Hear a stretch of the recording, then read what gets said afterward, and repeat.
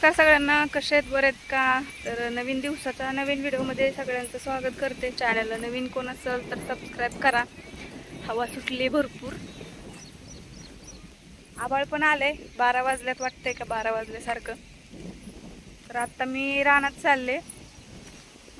रानात काय काम नाही बरं का, कारण काम चालू झालं असतं त्या दिवशीच मी तुम्हाला म्हटलं होतं की बाजरी खुरपायला आली आणि खुरपून पण घ्यायची किंवा औषध मारावं लागेल. तर 2 दिवस झालं व्हिडिओ आला नव्हता. 2 दिवस तब्येत माझी बरोबर नव्हती, सर्दीनी म्हणजे वातावरणच सगळीकडचंच खराब आहे.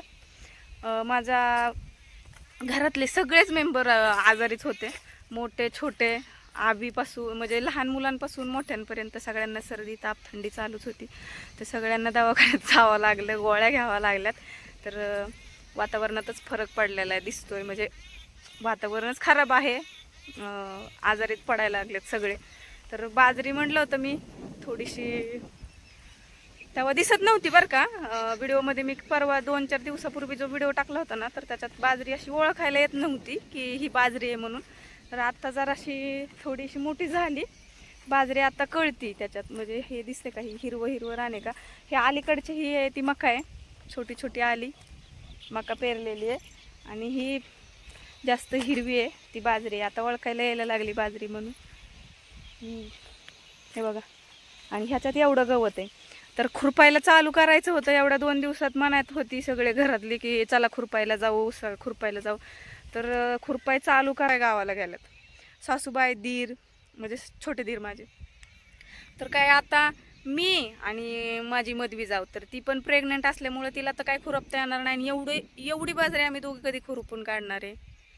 आणि सासूबाई गेल्यात नंदकडे माझ्या, त्या मुंबईला राहतात ना, तर त्या आता 7-8 दिवस तरी त्या येणार नाहीत. मग आता ह्या बाजरीचं काय होईन काय सांगता येणार नाही. तर भाऊजी म्हणजे माझे मधवेदीर बोलल्यात की औषध मारून खुरपू म्हणून. थोडं म्हणजे औषध मारल्यावर जरासं फरक पडतो ना बाजरीला, गवत जळतं. मग नंतर काय थोडंसं राहिलेलं पटकन होतं. पण एवढ्या गवतात बघा, ही कधी झालं असतं एवढं खुरपून, आणि आम्ही दोघीच येत आता.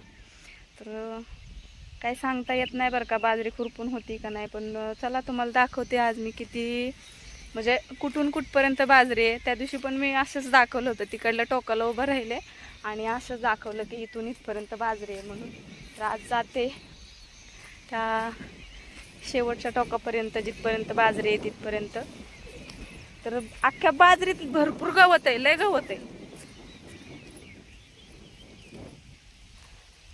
तर अशी करतात बघा, काम आले ना की अशी निघून निघून जातात. मग असं रानातली कामं आल्यावर अशी निघून गेल्यावर मग रानातलं काम कोण करणार? आणि आता असतं पावसा पाण्याचे दिवस आहेत, बाजरी ही खुरपून घेतलीच पाहिजे पटापटा. जे काम करायचं आहे ना पटकन ते झालंच पाहिजे ना. आता पाऊस जर पडला तर हे गवत किती मोठं होईल. आता एवढ्या 2-4 दिवसात पटकन खुरपून घेतलं असता, 2-3 बाया लावल्या असता तर झालं असतं ना. तर दोघी जणी जिकडं तिकडं गेल्या, आता उरलो तर आम्ही दोघीच.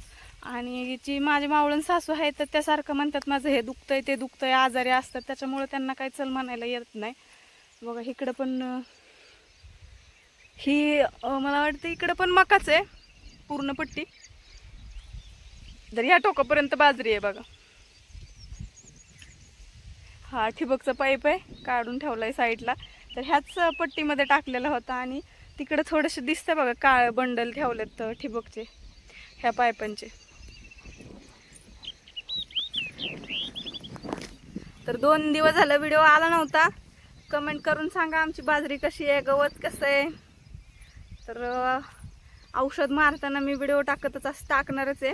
औषध बघू कधी मारतात. आता आभाळ आलंय, पाऊस काल थोडंसं झालं बरं का, रिमझिम रिमझिम चालू होती. पण आज बहुतेक येईन पाऊस. आभाळ इकडून पण आलेलंच आहे आणि इकडून पण, म्हणजे दोन्ही साईडने आले. तर बाय मग सगळ्यांना.